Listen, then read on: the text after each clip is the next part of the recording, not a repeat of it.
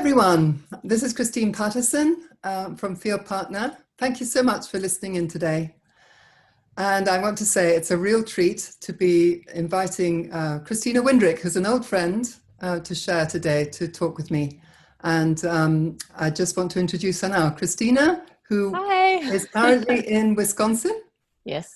But is normally in Japan. We'll come back to that in a minute. Yeah. And we were just discussing how long ago it was that we actually met for the first time. And it was, we think, in 2007, when she came on a training school we were running called Antioch School of Missions. And that was the start, or maybe the continuation, of a cross-cultural adventure for her. And that's what we want to talk about, all the challenges and the excitements and the enjoyments and the wonderful blessings of being on this journey. Okay, so Christina, start off first. Tell us, were you born in Wisconsin, or what brought you there? And then how come you were on the ASM back in that day? Okay. Thanks for having me, by the way. Yeah, I was born and raised in Wisconsin, and I became a Christian when I was 23. I was living in France at the time, studying viola, which I later put aside. But yeah, so I feel like I kind of became a Christian on the mission field, foreign mission field in a way. And at that time, I thought Jesus was so awesome, and I loved him so much. I offered him a whole year of my life on the foreign mission field, which I thought was really generous. And that was the program, wasn't it, back in the day? Yeah, that was the ASM program. But I didn't know about you guys yet at all. Oh, okay. Yeah, so I made this vow to the Lord, and then I kind of went on with my life. And it wasn't until maybe 5 or so years later that I kind of remembered this vow. And I thought, oh, I better get busy like figuring out how I'm going to do this.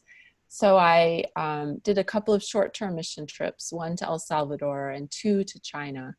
And my second trip to China was with ASM, with the company. I don't know if I can say that. The company name, but anyway, it was with you guys.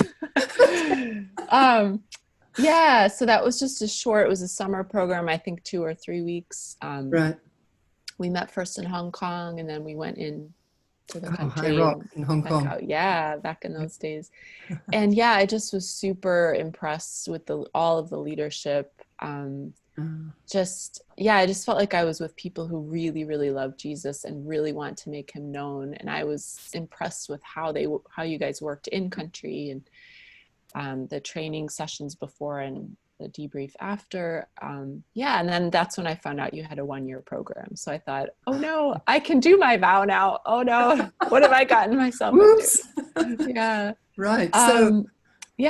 So then you came in 2007, and it was a 11-month program. So the first 4 months were training, and your visa, you did language study. And then what did you do for your practical?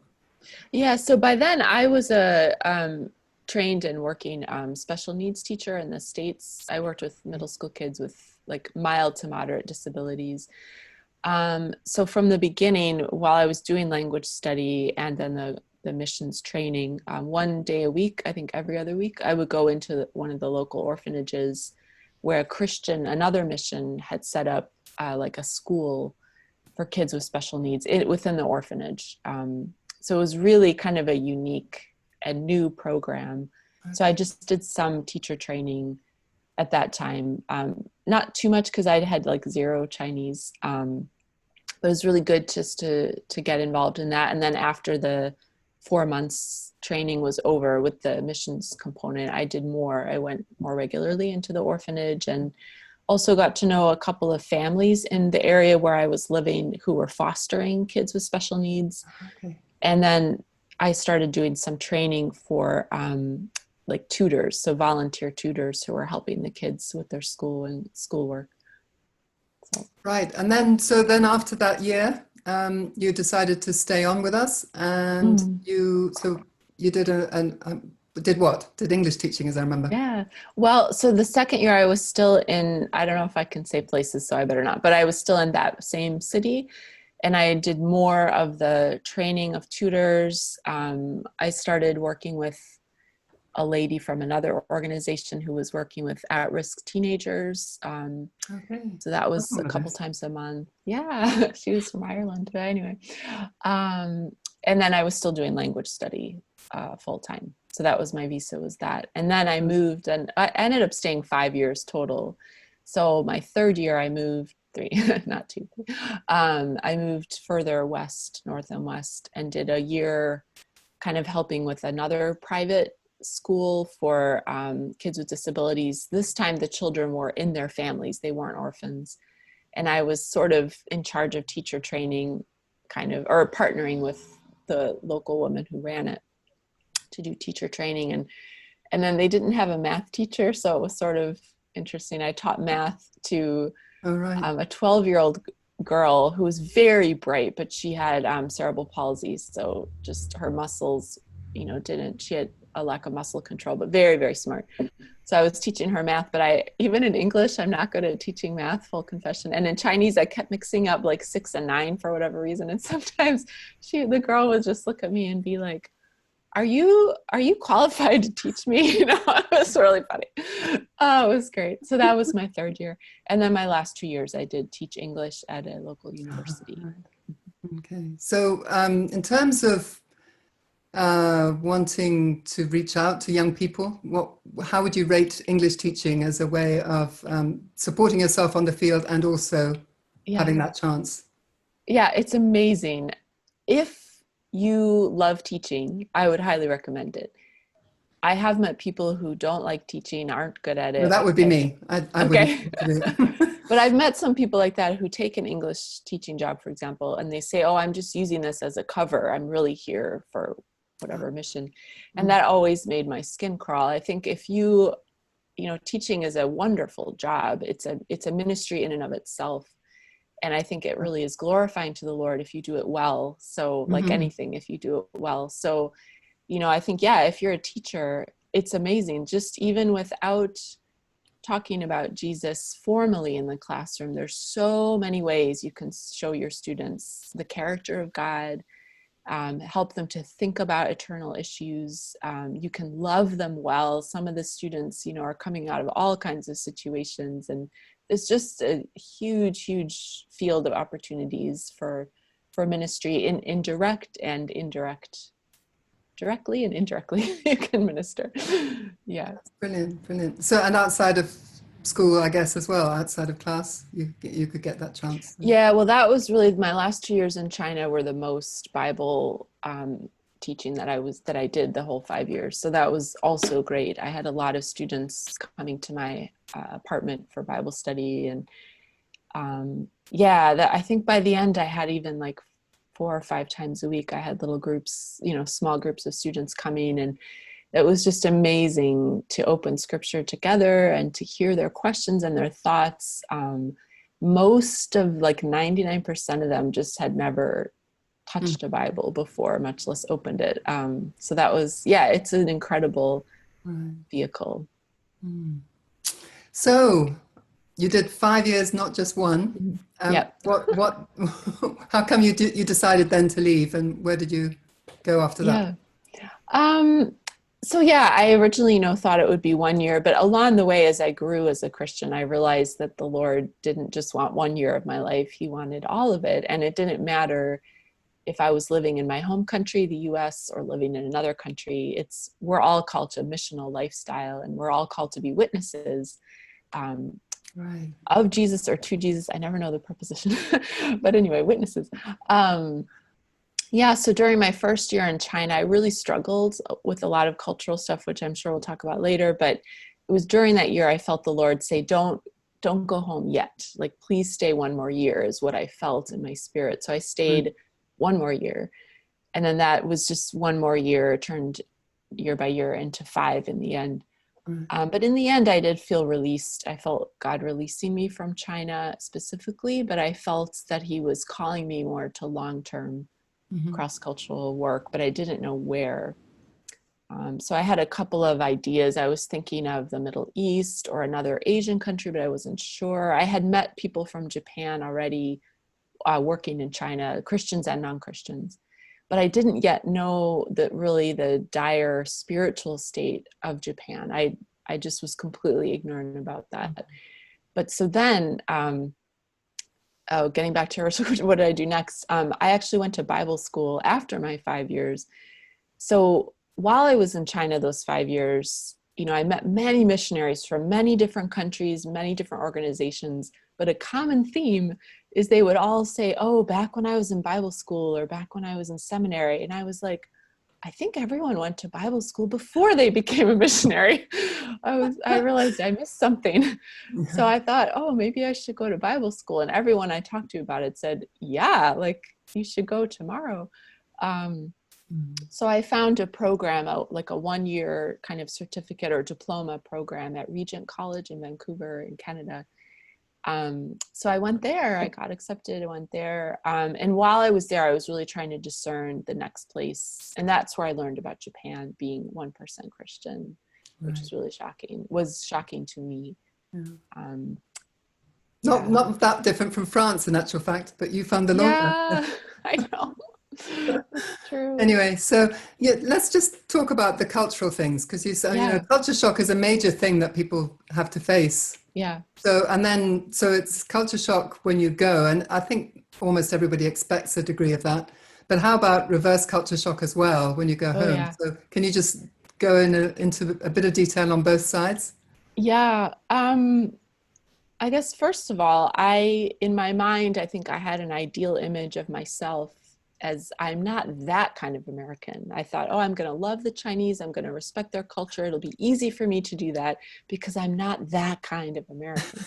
But actually, I am that kind of American. I realized when I got to China, as the months wore on, there were so many areas of life, from crossing the street, from the horribly polluted air, to how people eat, to whatever it was, that in my mind, I would say, well, back home in America, we don't do it like that, and I realized I had this very culturally, I don't know, I was very prideful in a very negative way, especially during that first year, I think. And because especially the reason why it was especially prominent my first year was because when I came home that summer, and it was like, I just saw my own country with different eyes. I really did. And there were so many things I thought, oh, we also do that in America. Oh gosh, this isn't what I thought. Like, I just saw more of the warts, I guess, or more of the spots in my own culture.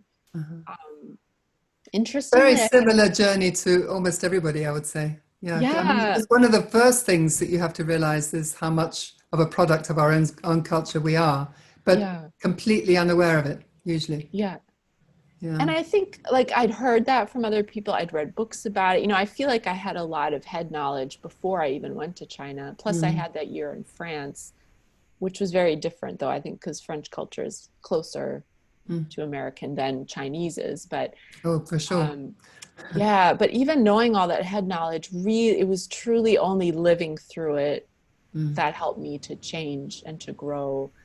But I'm thankful for the head knowledge, because when these things would come, or I would, have these negative experiences either way in China or when I re-entered, I could at least say, okay, I kind of know what this is because this is what I read about. And I'm going through it now myself. So. So was going to Canada like a different culture again, or was it more like re-entry? It was more like re-entry. I mean, Canadian and American culture are very similar. Many Americans, I think, myself included, love Canada, and we don't mind being mistaken for Canadians. The reverse is not true. I have many lovely Canadian I've noticed friends, that. who would not be pleased with me, which I totally understand. But so I loved living in Canada. It was like, everyone is really nice and kind, and it's beautiful. I mean, coming out of a very, very, very polluted city in China to Vancouver was like amazing. And there's a lot of Asian people there too. So in a way, I felt kind of at home in a way. Where my hometown is, where I'm living now is actually a suburb of my hometown, which is very white. So there's like, I don't think I've seen a single Asian here since I've been back this time. Whereas in Vancouver, you know, I'm just surrounded by a lot of different cultures, which is really nice. Yeah, great. So while you were there, Japan became a very much clearer part of the picture. Yeah, I guess How did you land up there? yeah, to go back a little bit, the 5 years I was in China, Japan was really put on my heart. Again, I didn't know yet that it was like a candidate for missionary work, if I put it that way. But from my first year in China, I was struck by how much the Chinese really hate strongly the Japanese. This was brought to my attention in very random ways.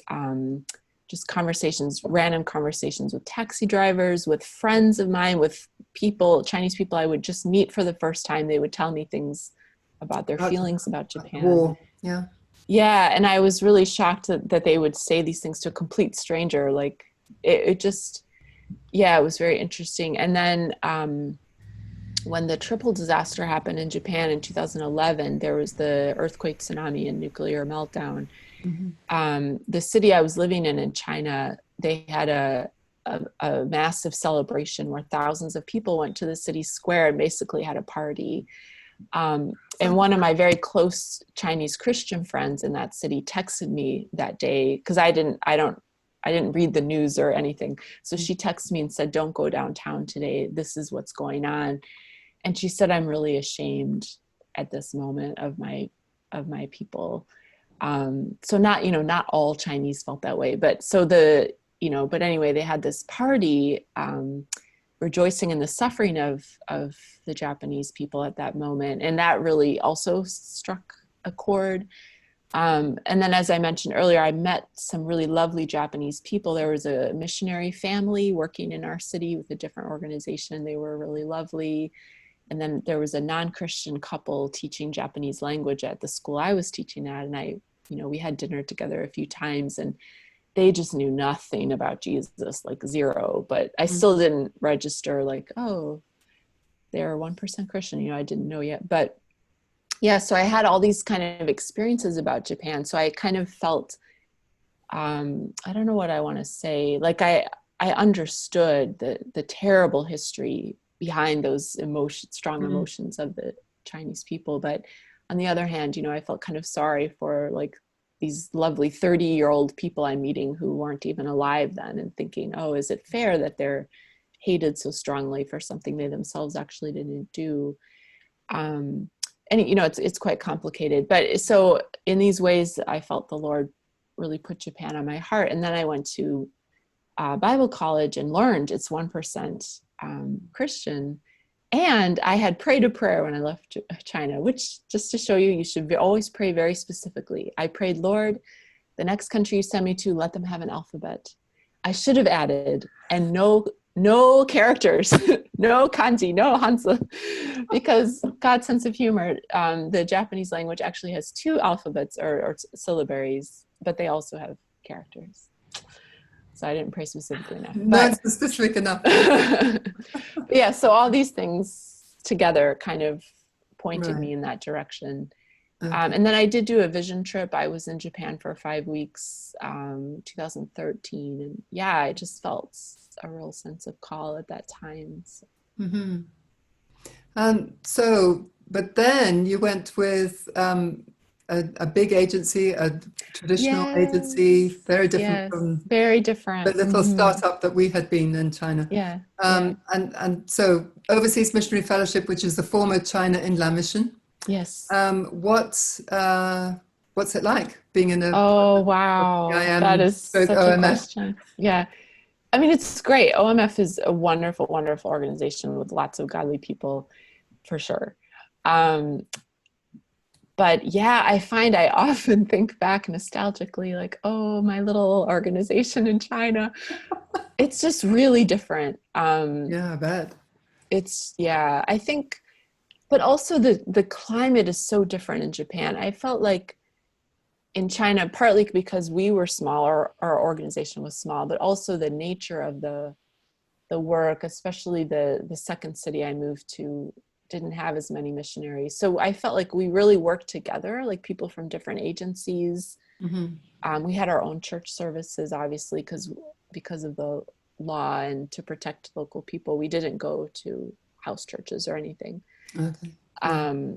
So we just met together every Sunday. These different, motley crew of missionaries from all over, different agencies. We put together our own. We had a little clipboard we would pass around, like, who wants to share the word, who wants to lead communion, who wants to lead worship. Right. It was amazing. I loved it. I just feel like it was such a beautiful experience of church. Anyway, so just very, very different to ministry in Japan, but also OMF. I guess on the plus side, I'm able to go to local Japanese church, which is a blessing, to worship with local people in their language. And that's been amazing. That's, very different from China. But because OMF is so big, I don't do so much with people from other agencies, just because we're so many of us. Yeah. But yeah, it is very different. I think our small group in China was very flexible and very, more flexible, maybe quicker to respond to things. Many people have said OMF is like a big ship that turns slowly, which I think not is surprisingly. True. Yeah. Just so what's it like in Japan as compared with China? The culture, and you're learning an instrument, you're a traditional I instrument. was, until I hurt my hand, but yeah, I was learning shamisen. Yeah. Okay. So let me explain that Christina is a musician as well. She's a violist. Is that what you call them? And a lovely worship leader. But then when she goes to Japan, one of her ways of reaching out is by learning a new instrument. And so I'm sorry, I didn't realize you'd hurt your hand. Yeah. Glad to hear. Anyway, yeah. But do you enjoy that? I mean, it's been great. And things like that. Yeah. It's really, I guess that's another cool thing about taking that leap of faith and obedience and going into this foreign culture, whatever country it may be, China, Japan, whatever. Like just seeing how God uses the things in your past, the things like the gifts or the desires that he already had put in you before you took the step of obedience. So yeah, music for me was a big one. And, I haven't played viola really in a long time, not well. And I didn't bring it with me to Japan. So I kind of wondered how, am I just done with music, which felt like a part of me then was kind of dying. But I ended up joining a gospel choir. For those of you who don't know, African-American gospel music is huge in Japan, which is just super ironic. I didn't know that. It's huge. And the theory is, I've heard this from many people, Japanese culture is very restrained, very kind of so the exuberance would really. Yeah. They don't really show you how they feel. They don't express emotion a lot. And that's considered polite not to. So then the choir is like where they can let it all out, So a lot of non-Christians go to these choirs. They're all over the country. And many people become Christians through the ministry. So it's a very popular church ministry for local churches to do that. Anyway, so I joined a gospel choir in Sapporo, where I was living for my language study. And it was amazing. It was just such a blessing. I've never done that before. The choir leader was super gifted Japanese woman who'd spent 3 months, ages ago, studying with different big churches in the US. It was funny because I'm American and native English speaker. She would often turn to me in rehearsal and say, "Is this right? Is this how you would sing that or do that?" And I'm like, "I have no idea. This is not my style. You're the expert."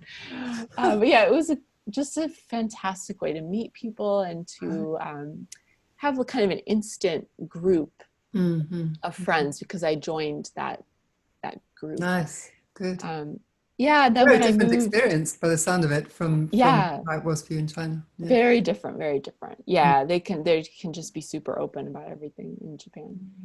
But yeah, then when I moved to a more rural area, that's when I tried to learn the new instrument, and I met different people through a drumming circle that I joined, or drumming club, and then learning this folk instrument and met other people. And Okay, great.